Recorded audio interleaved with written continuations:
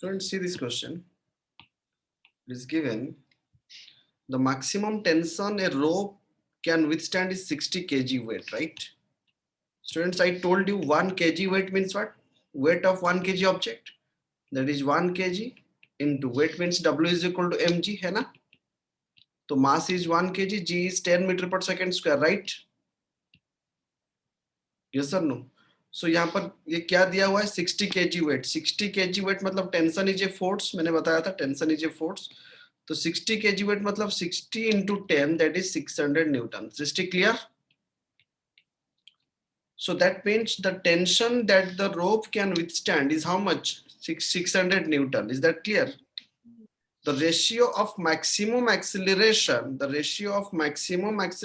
with which two boys of mass, एक का mass 20 kg है, दूसरा का मास 30 kg है, वो रोप पकड़ के क्लाइंब कर रहे हैं, ठीक है, ऊपर की तरफ. तो दोनों की रेशियो कितना होगा अगर इतना मैक्सिमम टेंशन विथस्टैंड कर पा रहा है. ये बहुत पुराना टाइप में की क्वेश्चन है एक, ठीक है. तो स्टूडेंट अगर यहाँ पर देखेंगे तो मास कितना दिया हुआ है 20 kg, राइट. दूसरा बॉय का मास कितना दिया हुआ है 30 kg, राइट. टेंशन कितना दिया हुआ है 60 kg वेट, राइट, है ना. मतलब 600 न्यूटन दे दिया, इतना गिवन है हमें, राइट. स्टूडेंट्स अगर M1 की बात करें, पहला लड़का जो 20 kg मास की है, अगर वो ऊपर की तरफ क्लाइंब करना चाहता है फॉर M1, तो ऐसा रोप है, वो ऊपर की तरफ क्लाइंब करना चाह रहा है. डेफिनेटली यहाँ पर जो फोर्स बैलेंस हो रहा है, एक ऊपर की तरफ टेंशन है, नीचे बच्चा की जो वेट है वो हमेशा नीचे की तरफ रहता है, फिर भी वो ऊपर की तरफ एक्सीलरेट कर पा रहा है. So definitely tension is supporting और M1G is less than tension, है कि नहीं. तो दैट इज हाउ मच. अगर मैं यहाँ पर फ्री बॉडी डायग्राम बनाऊं तो T minus M1G is equal to M1A. ऊपर की तरफ टेंशन, नीचे की तरफ M1G. नेट फोर्स जितना होगा उतने ही फोर्स में वो ऊपर की तरफ एक्सीलरेट करेगा, that is M1 into A, right. और इसको अगर मैं सॉल्व करूं तो 600 minus 20 into 10 is equal to 20 into A1, right. तो पूरा इसको सॉल्व करने से हमें क्या मिल जाएगा, A1 is equal to 20 metre पर सेकेंड स्क्वायर. ऑल क्लियर, ठीक है. और उसी सेम केस में जब 30 kg वाला बच्चा ऊपर की तरफ जाता है, मतलब for M2, right. So T minus M2G is equal to M2A2, है ना. सेकेंड केस पे वही इक्वेशन हम लिख सकते हैं, that is 600 minus 30 into 10 is equal to 30A2, right. So that is यहाँ पर सॉल्व करने से A2 कितना आ जाएगा 10 मीटर पर सेकेंड स्क्वायर, है ना.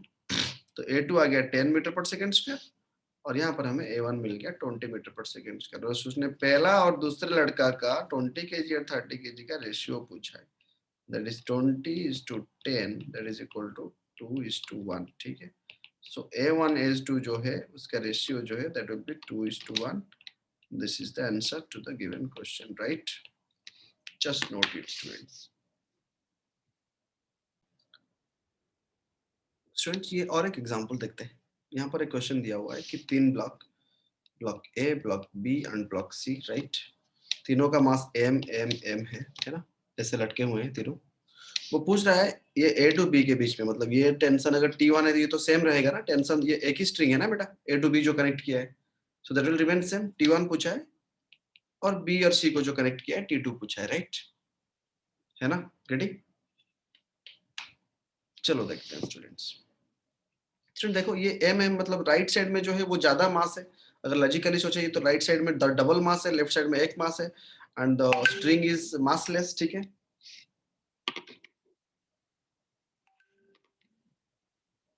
ठीक है, तो इसको क्या कर सकते हैं हम, तो ऐसे देखेंगे तो ये नीचे की तरफ M एक्सीलरेट करेगा, ये भी नीचे की तरफ, पूरा सिस्टम है कि नहीं. समझ पाया स्टूडेंट्स, है ना. यस. और अगर मैं नेट फोर्स की बात करूं, जैसे मैंने बताया था आपको कि इसको आप इमेजिन कर सकते हो कि दोनों नीचे की तरफ जो फोर्स लग रहा है कितना, इसके लिए नीचे की तरफ mg, इसके लिए नीचे की तरफ mg, है ना. तो टोटल नेट पुलिंग फोर्स जो नीचे की तरफ जो पुल हो रहा है, नेट पुलिंग फोर्स कितना है, दैट इज कितना, इस तरफ जो पुल हो रहा है इस तरफ mg प्लस mg है ना, राइट. और इस तरफ जो लग रहा है वो mg है ना, करेक्ट. दोनों का वेट नीचे की तरफ होगा, mg plus mg 2mg, right, है ना. Yes sir. लेफ्ट साइड में कितना mg, तो नेट पुलिंग फोर्स कितना हो जाएगा mg. mg, right. Net pulling force net pulling force is equal to 2mg minus mg that is equal to mg, है ना। मतलब ऐसा है, अगर मैं इसको ऐसे बना दूं ना तो यही है, एक यहाँ पर एक रोप लगा हुआ है, यहाँ पर एक रोप लगा हुआ है, राइट, है ना, ठीक है नहीं। तो इस तरफ हो गया कितना, नेट mg, राइट, और ये m ये m ये m, मैं बाद में यहाँ पर पूरी लगाया हूँ, राइट, है ना, यही तो है ना केस, करेक्ट। तो एक्सीलरेशन कितना हो जाएगा सिस्टम का, एक्सीलरेशन कितना हो जाएगा, net pulling force that is mg bye total मास कितना है, m plus m that is 3m ना, right. So that is g by 3। तो मतलब ये जो एक्सीलरेशन है कितना हो गया, g by 3। ये जो एक्सीलरेशन कितना है, g by 3 में। ये a वाला ब्लॉक ऊपर की तरफ g by 3 में जाएगा और ये दोनों ब्लॉक नीचे की तरफ g by 3 में आएंगे, correct. Is that clear to all, समझ पे आएगी नहीं? अंडरस्टूड। चलो, तो फिलहाल अभी हम देखते हैं ब्लॉक ए के बारे में, वही वही से टेंशन मिल जाएगा हमें, ठीक है। अगर मैं ब्लॉक ए की फ्री बॉडी डायग्राम बनाऊं students, free body diagram of A block, right, है ना। देखो ब्लॉक है, नीचे की तरफ कितना वेट लग रहा है, mg, राइट, ऊपर की तरफ क्या लग रहा है, टेंशन T1, है ना। और बॉडी किस तरफ एक्सीलरेट कर रहा है बेटा, ऊपर की तरफ ना, ए में, that is how much, g by 3, correct और नॉट। Yes sir. तो फ्री बॉडी डायग्राम क्या लिख सकते हैं, इक्वेशन क्या लिखेंगे, इक्वेशन सृष्टि बताओ, T1 बड़ा है या mg बड़ा है, पूरा which one is greater, T1 और mg, T1, T1 minus mg is equal to how much, ma, m into a जो है कितना, g by 3, so T1 minus mg is equal to m। Shubham क्या लिखेंगे a की जगह पे, g by 3, sir right, yes. so T1 कितना हो जाएगा देखो, mg by 3 plus mg, है ना, so that is 4mg by 3 I think, correct। so how much you got, T1 is equal to how much, 4mg by 3, right, yes or no, है ना।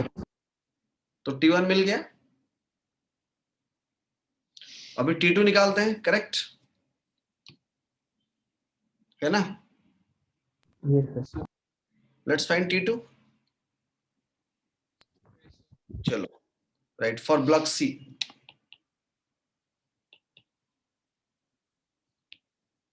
For block C, right, है ना। सो कितना होगा देखो, नीचे की तरफ क्या हो रहा है, mg, ऊपर की तरफ क्या है, T2, है ना, यस सर। और ये किस तरफ एक्सीलरेट कर रहा है, नीचे की तरफ a में एक्सीलरेट कर रहा है, राइट। क्या इक्वेशन लिखेंगे सृष्टि बताओ, इक्वेशन क्या लिखेंगे फ्री बॉडी डायग्राम से, जस्ट से पूरा, कौन सा वाला बड़ा है, mg बड़ा है या T2 बड़ा है, T2 नहीं बेटा, नीचे की तरफ जा रहा है तो डेफिनेटली mg बड़ा है, सॉरी नीचे की तरफ जा रहा है mg। हाँ, तो कितना बड़ा है, that is mg minus T2 is equal to how much, ma, है ना। नेट ही ब्लॉक का मास m है ना, नेट फोर्स m है, और वो कितना है, that is mg minus T2। अब तक ये समझ पे आ जाना चाहिए, थोड़ा प्रैक्टिस किया करो, जो मैं क्वेश्चंस दिया हूं, है ना, जो असाइनमेंट्स में दिया हूं, जस्ट प्रैक्टिस दैट वन। तो T2 is equal to how much, mg minus m है, right, so that is mg minus mg by 3, है ना, so that is 2 by 3 mg, right, so you got T2 and you also got T3, this is the required answer to the question, just see friends, ये एक इंसान है जिसका मास है, weight mass of the person is 60 kg, ठीक है, standing in A weighing machine, यहाँ पर एक वेइंग मशीन रखा हुआ है, केप्ट इन ए बॉक्स, ठीक नहीं, जो बॉक्स के अंदर है, इसके अंदर एक वेइंग मशीन है कि नहीं, और बॉक्स का मास कितना है, 30 kg। क्वेश्चन को लिख सकते हो, जस्ट राइट द क्वेश्चन, ध्यान से देखो क्वेश्चन को। ये जो इंसान यहाँ पर है बॉक्स के अंदर, वो 60 kg है और वो एक वेइंग मशीन के ऊपर खड़ा है कि नहीं, जो वेइंग मशीन के एक बॉक्स के अंदर रखा गया है, और बॉक्स का मास कितना है, 30 kg है, इंसान का मास कितना है, 60 kg है, और वो पकड़ के रखा है स्ट्रिंग को, और वो चाहता है कि पूरा सिस्टम को वो स्टेशनरी पे रखे, तो अगर वो यही चाहता है तो reading of the weighing machine क्या होगा, है कि नहीं स्टूडेंट्स? मैंने आपको बताया था reading of the weighing machine मतलब क्या है। वेइंग मशीन हमेशा नॉर्मल रिएक्शन को मेजर करता है और रीडिंग जो दिखाता है दैट इज बाय जी करके दिखाता है, करेक्ट और नॉट, है ना स्टूडेंट्स, है कि नहीं? कहीं कहीं पे वो केजी में दे सकता है, कहीं कहीं पे वो न्यूटन पे भी दे सकता है। मतलब क्या मेजर करता है? ये मेजर करता है नॉर्मल फोर्स को। दिखाता कितना है? दिखाता रीडिंग मतलब केजी में दिखाएगा ना, ये सब नो, करेक्ट। बाय जी करके हमेशा रीडिंग दिखाता है, करेक्ट है ना स्टूडेंट्स? चलो देखते हैं यहाँ पर स्टूडेंट्स, अगर मैं यहाँ पर इस ह्यूमन की बनाऊं, अगर मैं इस ह्यूमन की फॉर मैन की अगर मैं फ्री बॉडी डायग्राम बनाऊं, जस्ट यू कैन सी, तो मैन की जो वेट है वो किस तरफ होगा, राइट? mg नीचे की तरफ होगा ना, राइट? यस और नो, है कि नहीं? और ऊपर Yes, से sir. उसका हाथ जो है वो रोप को पकड़ा हुआ है, तो टेंशन ऊपर की तरफ होगा, करेक्ट है ना? Yes, sir. और मोस्ट इंपोर्टेंट थिंग, वो जो जिसके ऊपर वो खड़ा है, अगर मैं mg फोर्स दे रहा हूँ लिफ्ट वेइंग मशीन के ऊपर, तो वेइंग मशीन भी मुझे वापस नॉर्मल रिएक्शन करवा देगा ना, है कि नहीं? तो नॉर्मल रिएक्शन अपवर्ड डायरेक्शन में एक्ट करेगा कि नहीं? सबसे इंपॉर्टेंट पॉइंट ये समझ पा रहा है कि नहीं? अगर मैं इस पर्सन का फ्री बॉडी डायग्राम बनाऊं जिसका मास mg नीचे की तरफ है, राइट, और वो एक हाथ में रोप को पकड़ा है तो इसलिए ऊपर की तरफ टेंशन लग रहा है, और नीचे से भी वेइंग मशीन के ऊपर खड़ा है, तो वेइंग मशीन जो नॉर्मल फोर्स देगा वो कौन सी डायरेक्शन पे देगा? That will be in upward direction, right और नॉट? Yes, sir. ये कॉन्सेप्ट समझ पे आ गया सबको? ठीक है, तो यहाँ पर अगर मैं देखूं तो T plus N is equal to mg है कि नहीं? अगर मैं इसको लिख दूं पूरा तो यहाँ पर क्या लिखूंगा? T plus T is equal to, या फिर T प्लस, राइट, जस्ट लिखो T प्लस mg, नहीं, T plus normal reaction n is equal to mg। तो ये मुझे इस फ्री बॉडी डायग्राम से मिल सकता है कि नहीं? अंडरस्टूड और नॉट? करेक्ट। Yes, sir. अगर स्टूडेंट बॉक्स का बनाऊं, फॉर बॉक्स अगर मैं बनाऊं, तो बॉक्स जो है, बॉक्स का मास मान के चलो छोटा है, जो कि 30 केजी दिया हुआ है, वेरी लेस मास, तो उसका वेट किस तरफ है? नीचे की तरफ है ना, mg, करेक्ट है कि नहीं? Yes, sir. और ऊपर की तरफ क्या लगेगा? टेंशन। स्टूडेंट यहाँ पर ध्यान से देखो, ह्यूमन की जब मैं फ्री बॉडी डायग्राम बना रहा था तो मैन के ऊपर नॉर्मल फोर्स क्या दे रहा था? ऊपर की तरफ लग रहा था, करेक्ट। बट अभी वही नॉर्मल फोर्स, क्योंकि जितना फोर्स लगेगा दैट वेइंग मशीन, बॉक्स के अंदर वेइंग मशीन है, तो अगर मैं वेइंग मशीन को देखूं तो वेइंग मशीन एक फोर्स किसके ऊपर डालेगा? बॉक्स के ऊपर, है कि नहीं? Weighing machine will put a force on the box और not? Yes, sir. And that force is the normal force only ना। सो अगर मैं बॉक्स के रेस्पेक्ट में देखो, अगर इंसान के रेस्पेक्ट में देखो तो नॉर्मल रिएक्शन ऊपर की तरफ, अगर बॉक्स के ऊपर देखो तो that is weight of the, तो total weight, total normal force जो है वो तो दिखाएगा ना। सो दैट मींस यहाँ पर नॉर्मल फोर्स किस तरफ लगेगा? बॉक्स के ऊपर, नीचे की तरफ, राइट? अंडरस्टूड और not? The most important part is here. देखो एक पर्सन यहाँ पर खड़ा है, राइट, ये एक बॉक्स है, इसके ऊपर एक वेइंग मशीन रखा गया है, राइट, और ये एक बॉक्स है मेरा, correct, this is the box, this is the weighing machine, और यहाँ पर खड़ा है पतलू, ठीक है। तो अगर मैं इंसान के ऊपर देखूं तो इसके ऊपर नॉर्मल फोर्स ऊपर की तरफ एक्ट करेगा, बट अगर बॉक्स के ऊपर देखूं तो पूरा वेट बॉक्स के ऊपर नीचे की तरफ लगेगा ना, that is mg, that is only normal reaction, है कि नहीं? करेक्ट और नॉट? इंसान का अगर मास m कैपिटल m है तो कैपिटल mg, और उतना ही नॉर्मल फोर्स किसके ऊपर लगेगा? बॉक्स के ऊपर लगेगा कि नहीं? करेक्ट और नॉट? Yes, sir. तो यहाँ पर क्या लिखेंगे इक्वेशन? तो यहाँ पर मैं ऐसे लिख सकता हूँ, T is equal to how much? mg plus n लिखूंगा, राइट? समझ पे आ रहा है ना दोनों equation? Yes sir, no? Excuse me, sir. हाँ बताओ। चलो स्टूडेंट्स, दो इक्वेशन जो आपको मिला उसको सॉल्व कर दो, that is T is equal to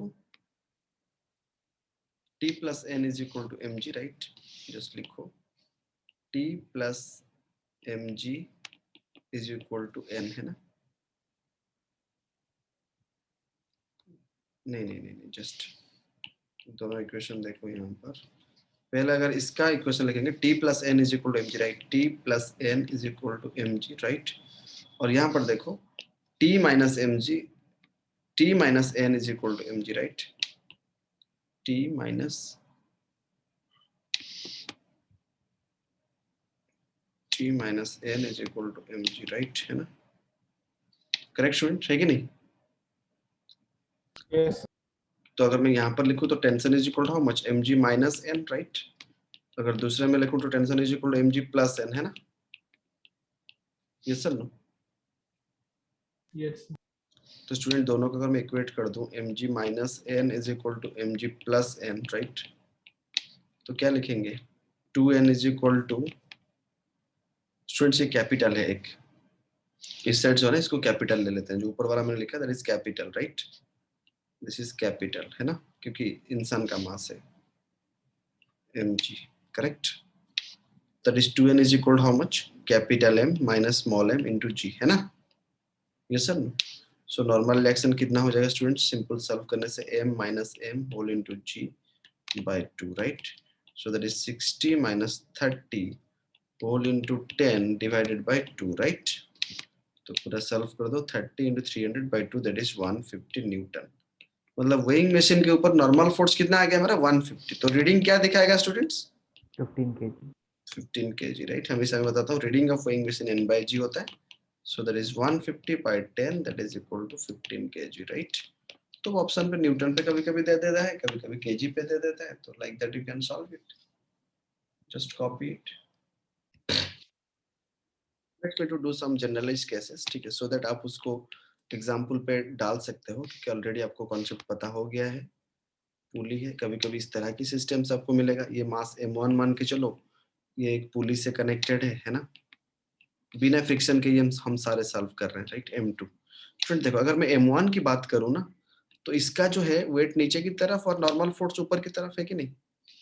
just इसका मास m1 है तो वेट कितना होगा? m1g, और ऊपर की तरफ क्या लगेगा? So there is no force acting. तो अभी ये जो m2g है, इसका जो वेट m2g है, that will be the only force which will accelerate both the bodies, yes और नो, है ना?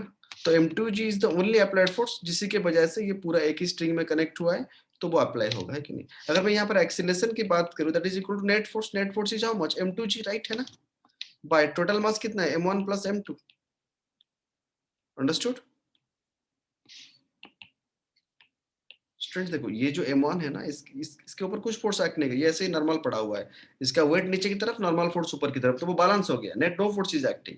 तो ये जब मूव करेगा तो किस फोर्स की वजह से? इस ब्लॉक की वेट की वजह से मूव करेगा, राइट।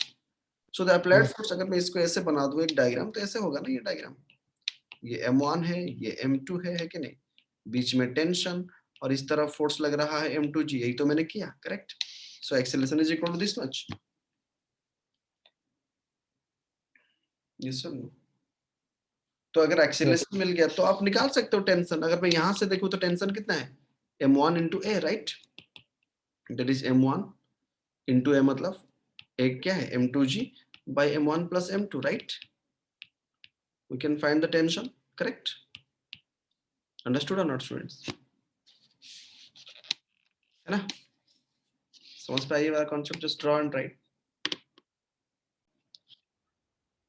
देखो इस तरह की भी एक एग्जांपल्स आता है कुछ, राइट। पूरा एक बॉक्स रखा हुआ है, करेक्ट, है ना। यहाँ पर एक ब्लॉक है, ब्लॉक का मास m2 ले लो, यहाँ पर पुली ले लो, यहाँ पर एक पुली सिस्टम ले लो, इसके साथ एक, मतलब ऐसे एक कनेक्टेड हुआ है, इस साइड पे एक कनेक्टेड हुआ है, दैट इज m1, राइट, और इस साइड पे भी एक कनेक्टेड हुआ है, दैट इज m3, राइट, है ना। और फिर don't know, let m1 is greater than m3, right, क्योंकि ये जो m2 है, ये तो पूरा इसका जो वेट है नीचे की तरफ m2g है, और नीचे ऊपर की तरफ नॉर्मल फोर्स, तो ये इसकी वजह से कुछ फोर्स नहीं आने वाला है हॉरिजॉन्टल डायरेक्शन पे। तो m1 ज्यादा है तो डेफिनेटली इसके ऊपर जो फोर्स लग रहा है दैट इज m1g, इस नीचे की तरफ जो लग रहा है दैट इज m3g, राइट। और मैंने बताया m1 is greater than m3, तो नेट फोर्स जो होगा कितना होगा? F net is equal to how much? जैसे बॉडी स्लाइड करेगा that is m1g minus m3g ना, राइट, यस और नो, Yes. है कि नहीं? और अगर मैं Yes. पूरा सिस्टम का एक्सीलरेशन बनाऊं, if I are asking the acceleration of the system, then so net force that is m1 minus m3 whole into g divided by तीनों mass m1 plus m2 plus m3, yes or no, correct or not students? Yes. और body ऊपर की तरफ, ये ऊपर की तरफ accelerate करेगा, ये इस तरह एक्सीलरेट करेगा, और ये नीचे की तरफ एक्सीलरेट करेगा, है ना। तो अगर आपको टेंशन निकालना है, क्योंकि अलग अलग टेंशन होगा, यहाँ पर एक टेंशन होगा, दैट इज T1, ये एक रोप है और ये एक ही रोप है, यहाँ पर एक टेंशन होगा T2, है ना। आप किसका भी फ्री बॉडी डायग्राम बना सकते हो। अगर मैं इसकी फ्री बॉडी डायग्राम की बात करूं, if I will B drawing the free body diagram of M3, तो हमने यहाँ पर M3 बनाए, नीचे की तरफ क्या है M3G, राइट, ऊपर की तरफ क्या है T2, और बॉडी ऊपर की तरफ एक्सीलरेट कर रहा है, राइट। तो क्या लिखेंगे equation, T2 minus M3G is equal to M3A, लिख सकते हैं कि नहीं, कैन राइट और नॉट स्टूडेंट्स। yes sir, और आप रेस्पेक्टिव वैल्यू पुट कर सकते हो, करेक्ट। अगर मैं इसका फ्री बॉडी डायग्राम बनाऊं M1 का, चलो जस्ट मैं M1 का फ्री बॉडी डायग्राम, M1 क्या है, M1G नीचे की तरफ, राइट, ऊपर की तरफ T1 और बॉडी नीचे की तरफ एक्सीलरेट कर रहा है, तो इसका फ्री बॉडी डायग्राम क्या लिखा जाएगा ना सर, M1G नीचे की तरफ जा रहा है, M1G बड़ा है, minus T is equal to M1। Srishti getting और not, Purav, Shubham, Ayush, Yes, sir. Manish, Abhinav, Yes, sir. Yes, sir. तो ये M1 का फ्री बॉडी डायग्राम। चलो अभी M2 का फ्री बॉडी डायग्राम देखो, M2 को इधर से खींच रहा है T1, इधर से खींच रहा है T2, और बॉडी राइट साइड की तरफ जा रहा है, तो बेशक कौन सा वाला बड़ा होगा, definitely T1 is going to be greater, है कि नहीं। तो मैं अगर इसका फ्री बॉडी डायग्राम बनाऊं, तो इस तरफ से एक फोर्स लग रहा है T1, इस तरफ से एक फोर्स लग रहा है T2, और ये बेचारा M2 जो है ना वो इस तरफ एक्सीलरेट कर रहा है। So that is T1 minus T2 is equal to M2 into A, ये लिख सकते हैं, करेक्ट। गेटिंग और नॉट, पूरा चीज समझ पे आ रहा है कि नहीं, just yes note sir, note note note it. Students देखो, just see another example, just आपको इस तरह के क्वेश्चंस मिलेगा, इसलिए मैं बेसिक्स बता दे रहा हूँ। 90 डिग्री मान के चलो, दिस इज थीटा, है ना, यहाँ पर एक ब्लॉक रखा हुआ, ऑलरेडी मैं इसका मतलब बोथ साइड इंक्लिनेशन वाला क्वेश्चंस किया हूँ लास्ट क्लास में, है ना, और यहाँ पर एक ब्लॉक लटक रहा है, that is not touching to the thing M2। Definitely students अगर देखेंगे तो अगर ऐसा कुछ है, तो ये एक ही स्ट्रिंग है, वहां पर टेंशन T मान के चलो, राइट, है ना, take the tension T here, right. तो इसका जो वेट है क्या हो जाएगा नीचे की तरफ, M1G, right. Last class if this is theta, this will be theta, है ना, M1G cos थीटा, ऊपर की तरफ क्या लगेगा, नॉर्मल फोर्स, और इस तरफ क्या लगेगा, M1G sin theta, yes sir no, इस तरफ क्या लगेगा स्टूडेंट्स, M2G ना, correct, yes yes sir. sir, so F net अगर बात करूं मैं, if I will say about F net, that is अगर बॉडी इस तरफ एक्सीलरेट कर रहा है, so definitely net force is M2G minus M1G sin theta ना, राइट। इस तरफ से M2G लग रहा है, इस तरफ से M1G, क्योंकि ये तो बैलेंस हो गया ना, normal reaction on mg cos theta, right, yes sir no. yes sir, तो M2G minus M1G sin theta is the net. अगर मैं एक्सीलरेशन निकालूं, दैट इज कितना होगा, अगर मैं यहाँ से G कॉमन ले लूं students, if I will be taking G common, then ऊपर में क्या हो जाएगा, M2 minus M1 sin theta, right, whole divided by total mass M1 plus M2, है ना, this can be the yes sir, acceleration, right, correct, है ना। yes sir, और आप टेंशन भी निकाल सकते हो, मतलब अगर इसके ऊपर देखेंगे तो T minus mg sin theta is equal to M1 है, लिख सकते हो, है कि नहीं। अगर मैं free body diagram students M1 का बनाऊं, जस्ट सी मैंने M1 का फ्री बॉडी डायग्राम बनाया, इस तरफ से क्या लग रहा है, टेंशन T, करेक्ट, इस तरफ क्या लग रहा है, M1G sin थीटा, है ना, और बॉडी ऊपर की तरफ एक्सीलरेट कर रहा है, करेक्ट कि नहीं। तो हम लिख सकते हैं T minus M1G sin theta, बार बार आपको प्रैक्टिस करना होगा, no other options left, is equal to M1 है, ऐसा लिख सकते हैं कि नहीं। So that is T is equal to क्या हो जाएगा, फिर अगर देखेंगे तो M1A plus M1G sin theta, है ना, करेक्ट, यस सर नो, है कि नहीं स्टूडेंट्स। yes sir, तो इसे सॉल्व करके एक वैल्यू पुट करके आप टेंशन निकाल सकते हो, राइट। स्टूडेंट्स एक चीज मैं यहाँ पर बताना चाहूंगा कि पूरा सिस्टम पे, just I would like to say one thing, just एक चीज मैं बताना चाहूंगा, जस्ट राइट एंगल ट्रायंगल मैंने लिया है कि नहीं, यहाँ पर पुली है ना students, correct, here is the pulley, here is the block, और ये इस तरफ जा रहा है, राइट, और यहाँ से एक टेंशन ऐसा एक्ट कर रहा है, यहाँ से एक टेंशन ऐसा एक्ट कर रहा है कि नहीं, उसने यही पूछा है, जस्टिस इज आस्किंग कि ये थीटा है, ये 90 डिग्री है, थ्रस्ट ऑन द पुली, मतलब पुली के ऊपर कितना फोर्स लग रहा है, ठीक है, वो थ्रस्ट ऑन द पुली पूछा है, राइट। तो थ्रस्ट ऑन द पुली मतलब स्टूडेंट देखो, मतलब ये है कि इस तरफ से एक फोर्स लग रहा है टेंशन, इस तरफ से एक फोर्स लग रहा है टेंशन, है ना, है कि नहीं, पुली के ऊपर ऐसे फोर्स लग रहा है ना, एक इस तरफ एक इस तरफ, और ये वाला एंगल कितना है पुली का, if this is theta, this is 90, तो ये वाला 90 माइनस थीटा ना, राइट, है कि नहीं, Yes, sir. यस और नो स्टूडेंट्स। Yes, sir.